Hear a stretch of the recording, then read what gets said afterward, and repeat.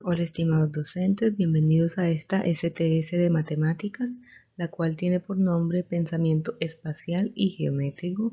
Mi entorno está rodeado de movimientos. Como objetivo general, propiciar a docentes estrategias de enseñanza-aprendizaje que fortalezcan el conocimiento didáctico del contenido matemático en el desarrollo del razonamiento geométrico respecto a los movimientos y las transformaciones isométricas. En el cuestionario de entrada van a contestar las siguientes preguntas. ¿Cómo cree que se debe abordar el razonamiento geométrico? ¿Qué estrategias utilizas para desarrollar el razonamiento geométrico? ¿Y qué dificultades ha encontrado en los estudiantes para resolver problemas que involucran situaciones geométricas? El formulario lo pueden contestar por medio del enlace que les envié.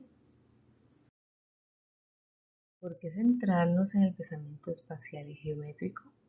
Bueno, según los análisis de los resultados de las pruebas y las caracterizaciones, se evidencia que los aprendizajes relacionados con el pensamiento espacial y geométrico presentan dificultades en el abordaje de situaciones que requieren razonamiento geométrico.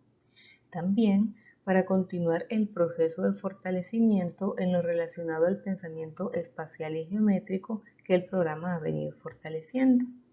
Y también porque el pensamiento espacial y geométrico se desarrolla en estrecha relación con los otros tipos de pensamiento matemático, como son el numérico, el variacional, el de medida o métrico y el aleatorio o probabilístico, y con otros tipos de pensamiento más propios de otras ciencias. Recordemos que en las transformaciones geométricas los cambios de una figura se realizan por medio de una operación, ya sea que se rote, se mueva de un lado a otro, donde la figura cambia, ya sea de posición, de lugar, de tamaño, pero no cambia de forma. En las transformaciones isométricas, por su parte, no se altera ni su forma ni su tamaño. En estas se dan movimientos de traslación, rotación y reflexión. La traslación, por un lado, es el desplazamiento de una figura en la que todos sus puntos se mueven a la misma dirección y se mueven a la misma distancia. El resultado de la traslación es otra figura idéntica que se ha desplazado de una distancia en una dirección determinada. Para la traslación es importante afianzar la lateralidad, porque al momento de trasladar debemos especificar qué movimiento de traslación se dará. Por ejemplo, se le puede indicar a un estudiante que camine 5 pasos a la derecha o 2 pasos a la izquierda. Entonces, por eso aquí es muy importante también que se afiance mucho lo que es la lateralidad.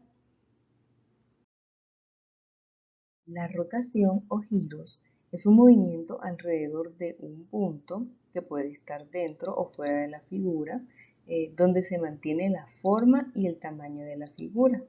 Una rotación se determina por 3 elementos: un ángulo que determina la amplitud de la rotación, un punto llamado centro de rotación y un sentido de rotación que puede ser en sentido de las agujas del reloj o en sentido contrario.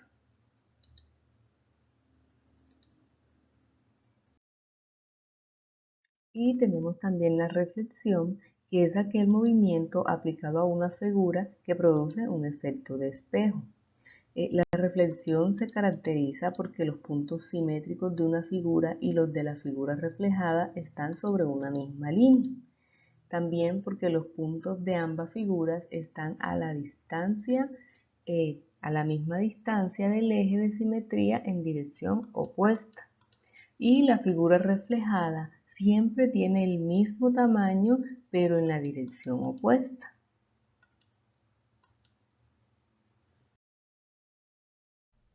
Bueno, vamos a darles unos ejemplos de actividades que podrían realizar con sus estudiantes. Aquí está una de traslación. Aquí dice, podemos comenzar con indicaciones sencillas como dibuja una figura que sea igual a la que se muestra arriba.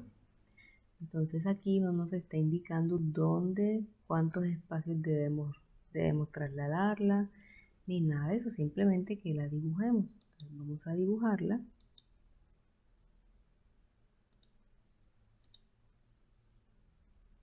Y allí nos quedó nuestra figura. También podemos utilizar indicaciones como esta. Dibuja la figura que obtendremos si movemos la figura dada 6 cuadros a la izquierda. Aquí sí se nos está indicando cuánto tenemos que trasladarla. Entonces contamos 1, 2, 3, 4, 5 y 6. Y vamos a trasladarla aquí.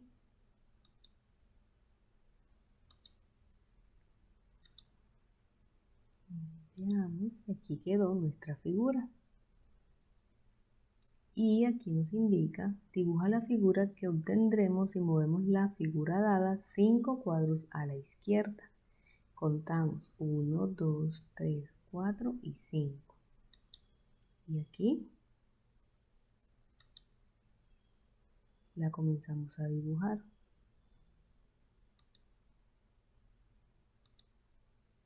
Y nos quedó nuestra figura trasladada. Listo, entonces vamos a mostrarle acá otro ejercicio. Acá tenemos un ejemplo entonces de las rotaciones en un plano cartesiano. Aquí nos da una indicación qué imagen muestra una rotación de la figura vista arriba alrededor del punto negro. Entonces veamos qué imagen, cuál de estas fue la rotación que se hizo. Entonces aquí nos indica, esta sería la respuesta. Correcto. Aquí dice ahora qué imagen muestra una rotación de 270 grados en sentido de las agujas del reloj de la figura que se ve arriba alrededor del punto negro. Entonces aquí 270 grados sería la respuesta. Esta sería la respuesta. Correcto.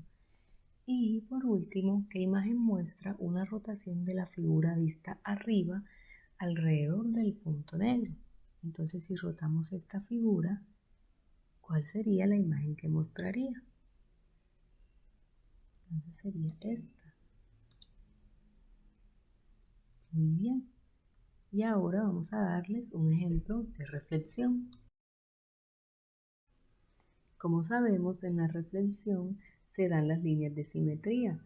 Aquí dice, coloca una línea de simetría sobre la figura. Sabemos que si ponemos una línea de simetría, la figura o la imagen que refleje esta debe ser idéntica a la otra, pero en sentido contrario. Por ejemplo, si ponemos una línea de simetría aquí, sería algo incorrecto porque la figura de acá no está reflejando esta figura, esta es diferente. Entonces si le damos aquí, nos indica que está incorrecta. Pero si trazamos la línea de simetría en este punto, aquí las imágenes son iguales y nos sale correcta. En un corazón, si trazamos una línea de simetría así, es incorrecto porque la imagen contraria no es igual.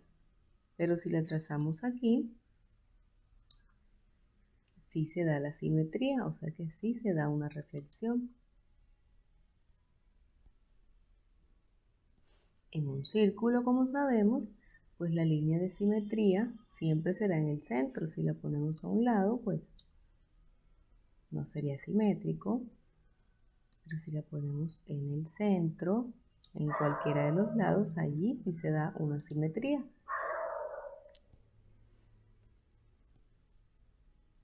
Y aquí dice, coloca una línea de simetría sobre esta figura. Sobre esta figura sería aquí en el centro. También podemos ponerle a los chicos ejercicios donde no se dé la simetría, como en este caso. Vamos a mirar, colocamos aquí, no se dio la simetría. Si lo ponemos acá, tampoco se da, y se le pueden poner estos ejercicios a los chicos para que descubran cuándo no hay líneas de simetría, como en este caso. Aquí dice, no hay línea de simetría para esta figura. Entonces, bueno, aquí ya pudieron ver los 3 ejemplos de reflexión, traslación y rotación. Esto lo pueden utilizar con sus chicos también. Bueno, para abordar entonces el razonamiento geométrico, nos vamos a basar en los niveles de Van Hill, que son visualización o reconocimiento, análisis, clasificación, deducción formal y rigor. Se dice que se llega a alcanzar los 3 primeros niveles en la primaria, que el nivel de deducción formal se da en los últimos grados de bachillerato o media y que el rigor es más para los matemáticos o las profesiones afines. Entonces, con que en primaria se alcancen los 3 primeros niveles, pues sería muy satisfactorio. Y pues para pasar de un nivel a otro debemos tener unas fases de aprendizaje que son información, es decir, la situación geométrica que se le pone al estudiante, orientación dirigida, donde el estudiante se enfrente a diferentes situaciones del entorno y el docente va orientando para que el niño pueda ir relacionando este concepto de acuerdo con la situación inicial. Está también la explicitación. Aquí el estudiante explica y comunica sus interpretaciones. La orientación libre, donde se proponen actividades un poco más complejas. Y por último está la integración, donde el docente conceptualiza a partir de lo realizado.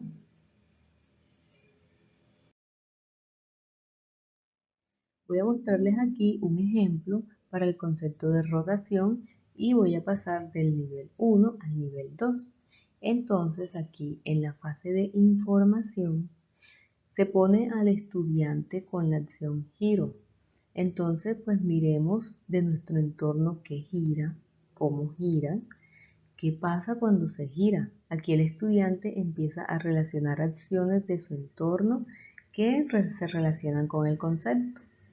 En la fase 2 de orientación dirigida, esta se centra en la pregunta ¿qué pasa cuando gira?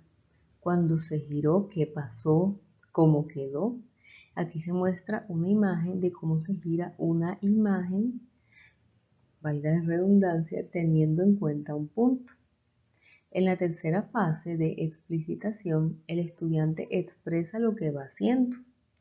En la cuarta fase de orientación libre, le ponemos situaciones más complejas como la situación original y la situación luego de un movimiento. ¿Qué pasó? ¿No se giró? ¿Se trasladó? ¿Cuánto giró? Esta clase de situaciones. Y por último, la fase de integración. Aquí el docente pues hace un resumen de lo que es rotar, la trayectoria que hace un punto. El docente conceptualiza lo que implica el concepto de rotación. Esto para pasar al nivel 2, pues que es el análisis. Y si queremos pasar pues del nivel 2 de análisis al nivel 3, que es la clasificación, entonces, bueno, aquí sería en la fase 1, que es la de información, vamos a indagar lo que saben acerca de los giros, de los ángulos y su medida. En la fase de orientación, la idea es que el estudiante empiece a medir distancias en los giros o ponerle que gire una figura con tal amplitud o con diferentes puntos de centro. La fase de explicitación, pues, como hemos hablado, es la forma en que el estudiante puede expresar sus nuevos aprendizajes. Luego está la fase de orientación libre. Aquí el docente determina ciertos giros y las condiciones necesarias para hacerlos. Una propuesta es que ellos hagan unos rosetones, estos rosetones que podemos ver aquí, donde partan de una figura y la empiecen a girar hasta armar una composición artística.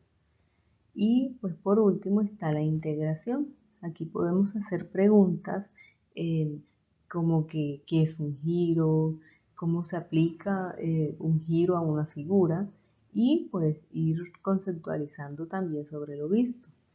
Este nivel 3 podría implementarse con los grados cuarto y quinto, aunque no necesariamente se debe asignar un nivel para cada grado, pero sí ir aplicándolos pues según las posibilidades que se presenten, las características que ustedes vean en sus estudiantes. Y en el material PRES tenemos diferentes situaciones en las cuales se presentan actividades que conlleven al desarrollo del razonamiento geométrico a través de las transformaciones isométricas. Estas actividades pues las pueden analizar y proponerlas en sus guías de aprendizaje.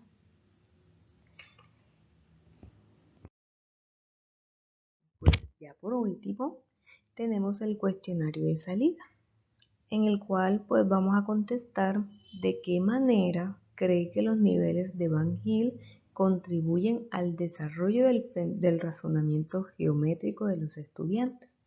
Entonces pueden ingresar al formulario y contestar la pregunta. Entonces llegamos al final de esta STS. Espero les sea de mucha ayuda. Que pasen muy bien.